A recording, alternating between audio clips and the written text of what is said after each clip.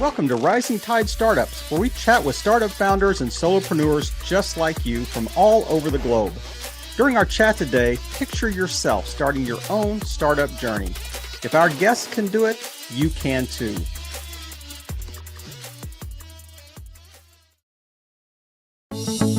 Every episode of Rising Tide Startups is sponsored by Podbrand Media. Let Podbrand create and host your company branded podcast. Learn more at podbrandmedia.com. This is the Rising Tide Startups podcast. My name is Kevin Prewett. I've got another great guest with me today, Gabe Lullo. Gabe, thanks for joining us on Rising Tide. Thank you, Kevin. I'm a big fan of yours. I'm super excited to be here. Thanks so much for the invite and can't wait to get started. This is going to be a great convo. So I don't know if you're watching this on YouTube, you can see there are some slight similarities to our backgrounds, but one of them, it's like one of these things is not like the other, like that Sesame Street song. I told him I covet his background. So we spent all the time to prep for the interview is just talking about how much I liked his background and how we're going to change mine to fit his. But man, if you and I met at a networking event, Gabe, how would you introduce yourself to me? Wow, I love that question because I got to keep it tight, right? At networking events, you don't have much time, and I like to go on tangents, so I like the accountability on that one. But I mean, long story short, I think it really defines what you do for work and what you do for business, and it really defines me. I co-own and am the CEO of one of the largest sales development firms in the world. And it's a big statement, it's a big mouthful, but long story short, we partner with companies from all different types of brands to help them bring more conversations to their sales team or founders if they're selling themselves to bring their product, service, or offering to the market. So nobody just wakes up and says, "Hey, I'm an SDR. Found my calling in life. That's just what I am." So let's go back. Let's get in the time machine and hit the Wayback Machine and go a little backwards and say, okay, here are kind of the logical steps that may have led you to this journey to land at Alleyoop. Yeah, it's funny. I'm an SDR to CEO, right? It's like, that story of like you worked in the mailroom and you worked your way up to CEO. Like that's kind of my story.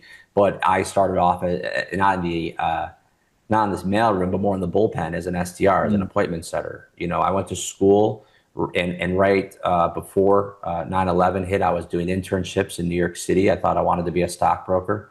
I saw the movie Boiler Room. I didn't like some of the ethics behind it. It's really a Wolf of Wall Street play there, but I like the idea of making money. I didn't come from money. I was, raised in Buffalo, where we were very manufacturing, blue collar town, and I wanted to do well financially because I didn't have that growing up. And so I worked for a smart stockbroker and everything looked great on the outside. But then 9/11 hit and all of a sudden there was a job freeze across the board and my opportunities were just gone instantly. And so I kind of licked my wounds, moved back home to Buffalo, and was talking to my friend's dad, who is a very successful entrepreneur. And I started working for him. And he was kind of like that Rich Dad, Poor Dad. I don't know if you read that book, Rich Dad, Poor Dad, but he was that rich dad that I met that was mentoring me. And it got me into sales training and recruitment. So that's where I lived for a number of years, started my own business in recruitment and staffing, executive recruitment. And then I met the founders of Alleyoop, which, they did sales enablement and sales management.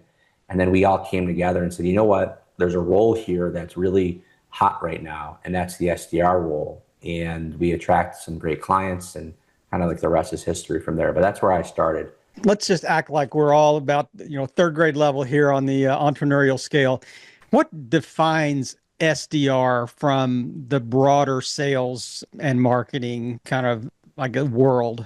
Yeah, see, a lot of people are looking at the SDR as a part of sales. A lot of people look at SDR as a part of marketing. We define it as its own function, right?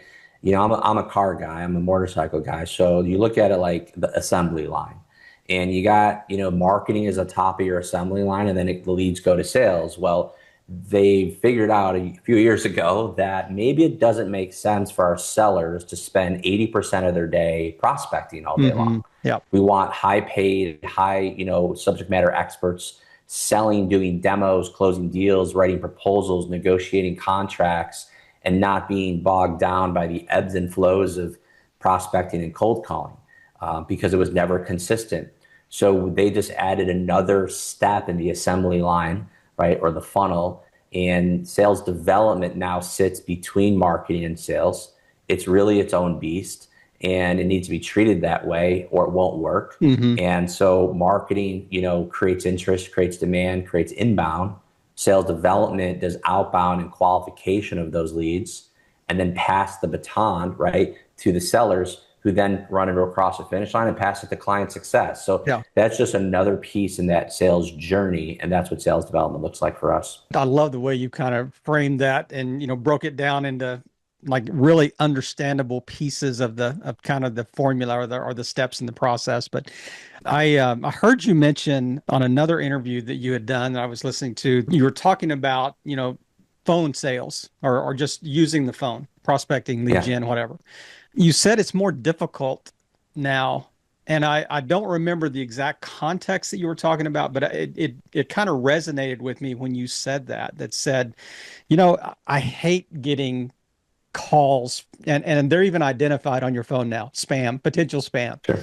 Yeah. so unpack that just a little bit and how you're dealing with that in the world of the iPhone, identifying you potentially as spam.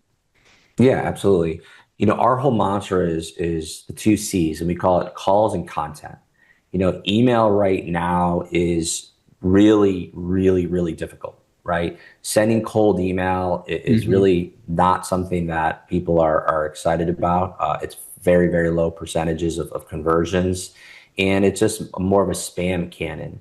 And so what we're noticing is that the phone and actually calling is the fastest, most effective way to get information, to find need, to find pain, to uncover that gap, if you will, and then setting up an appointment to actually start a conversation. The phone is still king in our world. Now, is it more difficult, to your point? Yes.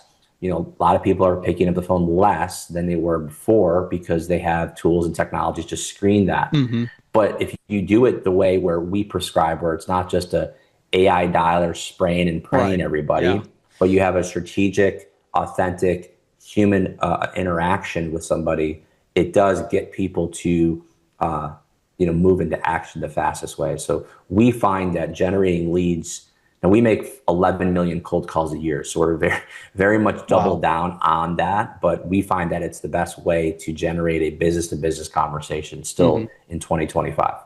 Now, are those all human calls or are they some bot generated AI We leverage parallel and power dialers to make the call at scale, Mm-hmm. at a faster and in a bigger rate, definitely for a broader audience.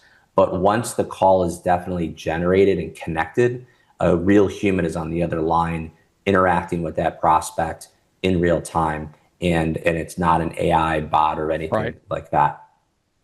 Right. I was thinking about, looking at your website and how, companies coming in with the product and you're just generating the content, kind of generating the interest around that. But when companies come to you, I guess there's, from a layman's perspective, from my perspective, that, hey, the company's already figured out the product market fit. They've already figured out who their ideal client profile is, all these things, but that can't be true. I mean, how many times do companies come to you and say, hey, we need help with this? And you look at this and say, man, I could not sell this to save my life. We got to take us a couple of steps back here. Yeah, I mean, before back in the day when we were small, like we said yes to everybody, right? If they were willing to pay us money to make cold calls, we said sure. But then when we realized is no one wanted to talk to them. And so Yeah. like we churned them as a client. So why would we want to work with a client that their product wasn't effective, there was no fit, or it was just completely not accepted by the marketplace? Now we're big enough to where we're very fanatical about that. Hmm. I'm not saying we're standoffish in any way, but if there isn't a product market fit, or if we feel like the company has a way too competitive landscape, or there isn't a irresistible offer, or a differentiator in the market, If we just passionately cannot get excited about it, nope. And that's the key to sales, right? If you're not excited about what you're selling, you're not going Yeah. to be very good. So will my sales team be excited about talking about this product is literally the first question we ask ourselves. And if the answer there is yes, then we have to realize, okay, do they have a sales team? Because we're not closers, right? We're not trying to Right. actually close deals, but they have to have, again, we talked about before, it's like a relay race. We're going to run the first part of the relay race with the baton. But if I'm passing the baton and you are incapable of running the second leg of that race, that's also a broken problem, right? So we have to determine that as well. Are you capable to accept the leads we're going to be giving you? And if so, is your team adequate and talented to close that business? Because again, you're going to fire us because if we send you 1,000 leads and you close nothing, there's no point. So we have to have that synergy for sure. Are there ever instances though that a company could come to you and you say, "Man, I see potential. I see a lot of potential here. I think I could actually help get you to that potential where we could potentially be excited, Yeah, I'll give about you the a great product or whatever." story. So Zoom Info, who we all know today is the Uh-huh. number one data provider in the world. Henry Shook, the founder, came to us when they were brand new. They were called Discover.org. And there's a very competitive market. Companies like Data.com, Rain King, and others were in business. And they were very, very small. And he said exactly, he answered the question we asked him. He said, if we give you more at bats, Henry, will your sales team close? And he said, yeah, we have a team of great closers. That's all we need. We just need more at bats, Mm. and we should have a winning scenario here. So we were their founding SDR team day one, and now they are $1 billion company. But a lot of what we did there in the beginning stages, they brought in house and even hired our team. So what's interesting is our team is of course, transferable. And what I mean by that Right. is all of our team can be acquired and brought in house. And that gives them the confidence of starting with us and eventually having an end game in mind. So Hmm. that's just a story that I think answers your question for sure. I mean, is it considered a kind of a fractional SDR team at that time, when it's contracted in? Our teams are dedicated reps. So we don't have like just a call center calling random, clients or multiple, ICPs and passing them to multiple clients. A lot Yeah. of companies do that. We don't prescribe that for the reasons I mentioned. We want our teammates to physically be able to be coming into that client's full time and growing their career into that client long term. So our reps live, breathe, eat, sleep the brand, and they're setting appointments and they're getting better and they're constantly being on that, they're white labeled essentially for that Hmm. client. You didn't use the term rags to riches, but it was almost like the journey from I started in the mailroom and worked my way up or whatever. So that makes a great story externally, but sometimes that makes a tremendous amount of headaches internally because now you're leading the company that is full of everyone you used to be peers with, maybe even reported to at some point in time. So Sure. how did you navigate that transition? You're going to tell me, Alleyoop's just full of just really gracious people, and nobody ever has a complaint, gets upset with anyone, and Listen, we don't sell software. We don't have an algorithm. We're in the people business. So with people, there comes a lot of different types of them. But that's what I love about it. I love people, and I love the fact that we could develop people. And I will say, not to my own horn, is that I think a big reason why I did elevate quickly in the beginning, and then ultimately I'm running the company is, I think I earned the respect on the sales floor, right? Mhm. Because of that, right? I didn't just come in and say, oh, this guy's taking over as CEO, or oh, this guy's the son of the owner and now he's the new CEO. Like there's a lot of that happening in this world, and maybe that doesn't have as much respect. Nothing against people like that, but I will say that I outperformed many of the people on the team when I was on the sales floor, and I gained that respect. I trained many people and taught them how to get started and hired them. I was a recruiter for a Mhm. while as well, and the head of operations. So the roles that I had well before I was CEO gave me an opportunity to earn the respect and essentially the collaboration with the people that I now have report to me. I started this podcast, and I really wanted to have like two objectives with virtually every interview we do. The first objective is I really want to highlight, the story of the guest we have, highlight their product, their service, their company, whatever. The second thing I want to do is I really want to drill down into them and kind of extract the leadership lessons and the kind of that nuggets of, hey, things I have learned, things that I think are agnostic, not independent of industry or status or whatever, but things that, somebody sitting in a cubicle today that's just, driving themselves crazy and said, I got to do something, and they're starting something, and it'll take off, and they're potentially going to be in a position to be CEO someday or the founder of a company. And I really want to drill down on this portion of our chat here and just really kind of peel back the curtain a little bit on Gabe here and just say, what what do you think drives you daily? What gets you out of bed in the morning to come? It's not necessarily the bottom line. I mean, that those are almost like tertiary, and but what's the driver? How you want to get deep here with me? Is that what Hey, we're doing? this is your show, brother. Well, I mean, Existential as you want to be. yeah, I mean, I'll be really deep with you. My father died when I was 3 years old, and I'm the oldest of my siblings. My mom raised me and my siblings. Working two jobs. She didn't graduate college before we were born.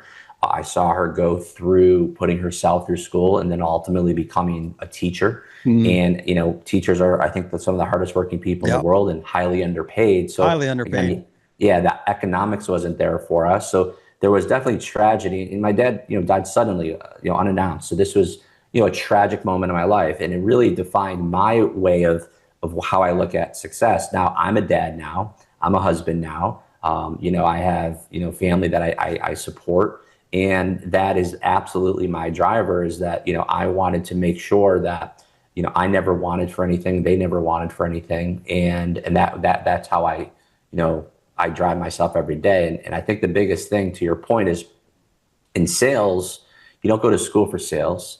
However, it has the most amount of free education out there on the internet today. Hmm. I'm right. Like, there is no other industry out there that has more books written, more Yep. education available, more podcasts available than sales, yet you still can't get a degree in it.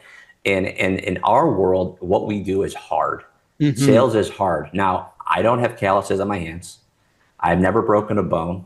I don't have scars all over my body. I don't have back problems. Like, I have friends of mine who've lived in that type of construction, installing solar panels, building Hmm. houses. That to me is hard. What we do is just as hard, in my opinion. But if you had to physically look at me and my body on the amount of rejection that I've gone through in just sales, I would literally look like an ultimate fighter after an ultimate fight. You know what I mean? But you don't see that, right? So rejection, tenacity, grit, those are all things that I feel like I have, but it's also what I look for in hiring our team. Hmm. And so every person who comes to our door, we have over 110 SDRs on our sales floor. They do a final interview with me, and that's the number one thing I'm looking for is, what drives you, to your question to me right now, Yep. and how, give me an example or two about how you would run through walls to be successful, because Hmm. it doesn't sit on a resume, right? It Yep. doesn't show on a LinkedIn profile, but it is what separates, amateurs from extraordinary, in my opinion. I thought you were going to say, when you said there's education out there, I thought you were going to talk about, yeah, the school of hard knocks I in mean, sales is that's the, it, right? In a sentence, for sure. But and that's what sales is all about, is about understanding the rejection, learning from it, and mastering your ability to respond to it. And if you can do those three things in spades, really you can write your own check and make as much money as you like. I want to treat this almost like concentric circles. So we just started Okay. with kind of like your inner circle is your why. The Yep. next thing that I have noticed, doing 350 plus interviews from, people from 30 different countries, that they're Wow. just founders and leaders of companies. Um, I have noticed that the most successful ones have almost an inner circle Yes. a trusted inner circle, and oftentimes it's not within the company itself. Matter of fact, Right. it's probably best when it's not. But do you have that trusted inner circle? Do you have that, and how was that formed, and how do you utilize it? Yeah, I definitely do. I think, someone said fairly eloquently that, you are the five people you surround yourself Hmm. with. I mean, it's so scientific that if you just actually just let's talk about money because it's easy to measure. But if you just, calculated the average income of the top five people that you associate with, lo and behold, it's probably right around what you make. And if it's not, maybe you want to, maybe you're not happy with it. Maybe you want to associate with some different people and level yourself up a bit. So I knew that early on. My mentor taught me that. So I would say this. I have a lot of associates, a lot of friends, and a lot of colleagues. But my circle, to your Yep. point, is very, very tight because Hmm. it's a reflection of what I'm going to be 2 years, 5 years, 10 years from now. And if you're not happy with what, those people are doing, pick a new group of people. And that's what I always, looked at. So I do have a very tight circle. Some people, obviously, my wife is a part of it. I have a business partner who's a part of it. I have a former colleague who I used to be a sales leader with many, many years ago, who now Hmm. runs massive teams internally, like I do. And we always bounce ideas off of each other. Yep. So there's absolutely a group of people that I would absolutely trust with just advice, because you want to make sure you make these right decisions, but because there's so many people on the line, right? And now here's a quick word from one of our new sponsors on Rising Tide Startups. Every episode of Rising Tide Startups is sponsored by Pod Brand Media. So you started your own company or branded podcast, and now it's fading. Let Podbrand give it new life. Check out podbrandmedia.com to learn more. I can almost answer this based on what your previous answer was, but often you hear that, being the CEO, the leader of the top of a company can be a very lonely experience. Yeah. Um, and I know that you have kind of this circle that kind of maybe mitigates that a little bit too, but how do you deal with that? Like, are there instances in your company where people like almost blur the lines and say, well, actually we're friends, and they kind of forget that actually you're the CEO and they're the manager of an area or whatever, and they almost like it's not like they're taking advantage of it, but they're just like sometimes they're a little too familiar. Sometimes it's just a little, we forget the relationship here. We have a work relationship first and Yeah. foremost. So how do you deal with that? Yeah, absolutely. So I think that the first part of it is when it comes to being lonely or being at the top, my thought on it is the CEO's main focus and job is to be an ultimate recruiter, Mm, right? You're sharing the vision, you're making executive decisions, you're making the tough calls, you're the advisor to many. But I always say, at the end of the day, your job is to put the right people in your company and remove the ones who are not. So I always look at it as, and by the way, a lot of what I call alpha CEOs have a hard time with this because they have to be the deal. They have to be the smartest person in the room, hmm. and it has to be all about them. Yep. I've realized that maybe because I grew up in the organization as opposed to just starting or taking it over, is that my job is to put smarter people than me in Mm, those rooms. hmm. Like my vice president of technology is literally one of the smartest people I've ever met and much smarter than me in many, many things. My VP of finance, my VP of operations, like these are very intelligent people. And I give them and I raise them up and I say, listen, I trust you. Like it's your decision. And I give them the power to make those decisions. And then they know when to come to me. And I break it down into three things. I look at it as, are you coming to me for advice? Are you coming at me for permission, Hmm. right? Or are you just telling or looping me in and making me Just aware of it? information. Yeah. Yeah. So those are the three things that I look at when I'm working with my people to make it not as lonely on me, if you will, and more collaborative with others.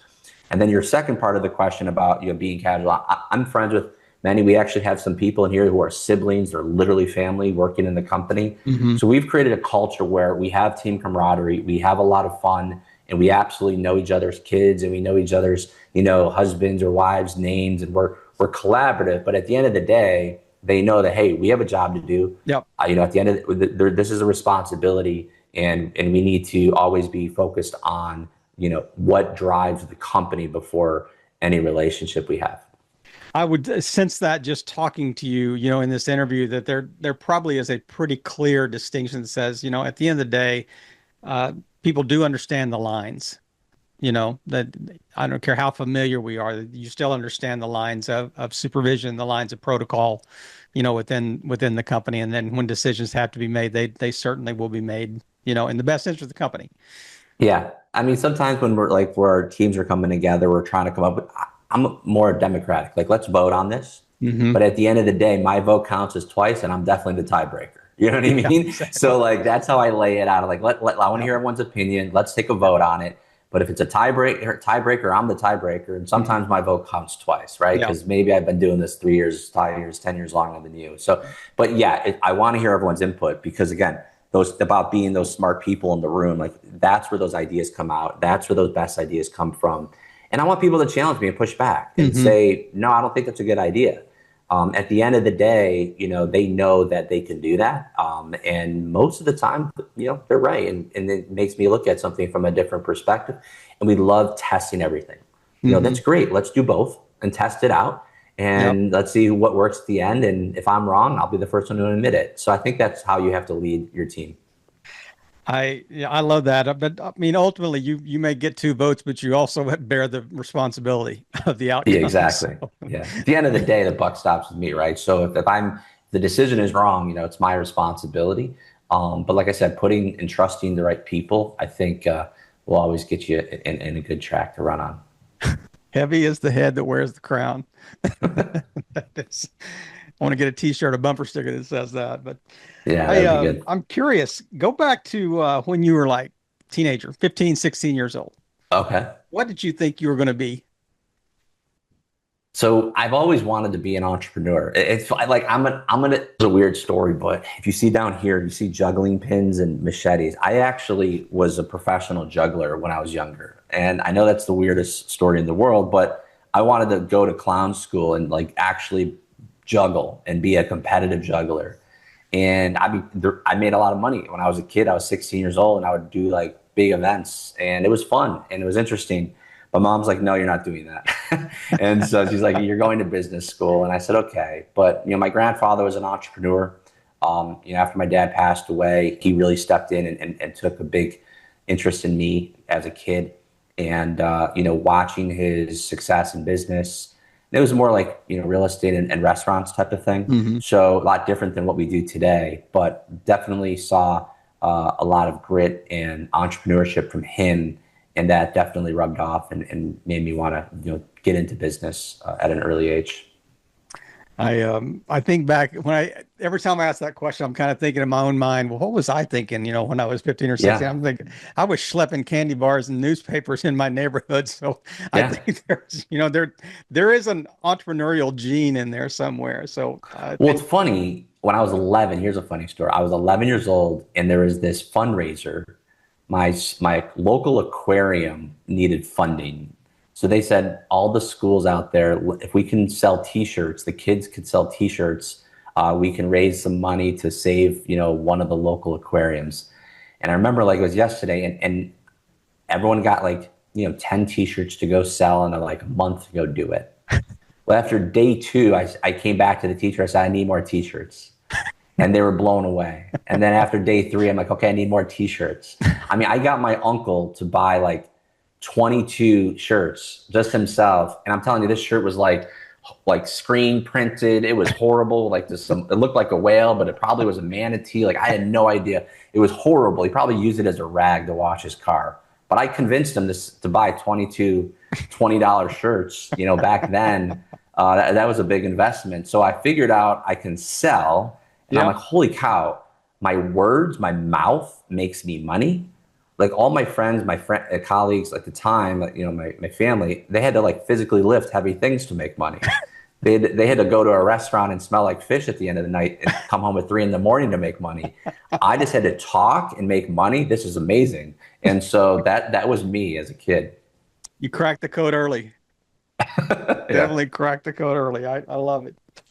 I love it, man. We've covered a lot of ground in a short period of time here. But Yeah. Gabe, as we kind of wrap up today, I certainly want to honor your time. But is there anything that we haven't touched on you think just kind of tie a neat little bow here at the end of this, and leave our listeners with something that just a lesson learned that you think would be really helpful. Yeah, I mean, if you're starting off in sales, a lot of people say it's a numbers game. I believe in that. A lot of people say, just, you find the right people, just kind of sort through it. It's all about sorting, not selling. I believe in that. But at the end of the day, there's three types of people. And there's what I call red apples, green apples, and rotten apples. And there's 10% of the people are red apples, 10% of the people are rotten apples, and 80% of them are green apples. So what do you do with apples when they're like that? Here's what happens. No matter how good you are as a salesperson, if you're Kevin calling somebody, you're going to probably run into a rotten apple. No matter how good you are, you could be Kevin, best in the world, but you're still going to deal with a rotten apple, and there's nothing that's going to change that. And then you could be the worst salesperson in the world. You're starting off brand new, and you're calling a red apple, and they just said, yeah, I'm interested, and it's a perfect timing. The stars align. I'm like, oh my God, this is great. It's like a slam dunk, grand slam on the first swing, right? But at the end of the day, what separates, again, average versus excellence is how do you handle those green apples? And the fortune's in the follow-up, but the way you handle those objections is what's going to separate you. So if you're in this sales game, don't quit too easily and get better. Just get better at those objections. And I'm telling you, it could change your economics. So how do you move from green apple to red? Is it just time to allow it to ripen, or are there actually steps that you can actually move people from the 80% to the 10%? Yeah, the answer is both. I mean, it's a recipe, but it is, again, timing, in my opinion, is everything. But, at the end of the day, a lot of people, our job as salespeople is to get people to look at something from a different perspective, right? So I actually sent this to one of my SDRs today. I'm going to pull it up. It's pretty interesting. Because once somebody they booked an appointment with us, and then we reached out. And what was interesting about it is they actually booked the appointment. They were super excited. But then when the meeting came up, they wanted to cancel the call because they said they didn't have any budget. And I said, okay, well, if you look at it, and I was teaching the SDR, I said, okay, not having budget means they don't have any money. Not having any money means they don't have any revenue. Not having revenue means they don't have any deals. Not having any deals means they don't have any demos. And not having demos means they probably don't have any good SDRs. And guess what? We provide great SDRs. So our job is to say, okay, that's probably why we should be meeting right now. And so that right there is getting someone to look at it from a different perspective and using your words to influence them when you deal with an objection. So when someone says, I don't have a budget or I don't have the money, totally understandable. We're not looking to have you make any financial commitments, but maybe we can show you something, one or two things that can get you on a track that maybe this time next year, you're doubling and tripling our efforts versus not wanting to meet with us right now. And if you say it like that, maybe you get someone to say yes. Yeah, no, I love it. Now, what a great way to kind of flip the script right there, and changing a loss to a win.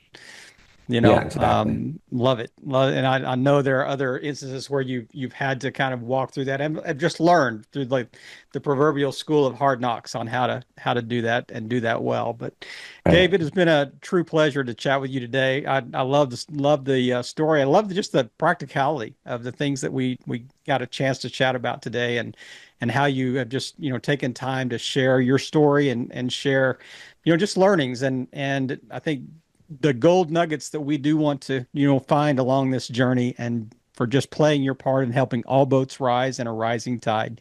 Gabe, have a great evening. Awesome. Thank you, Kevin.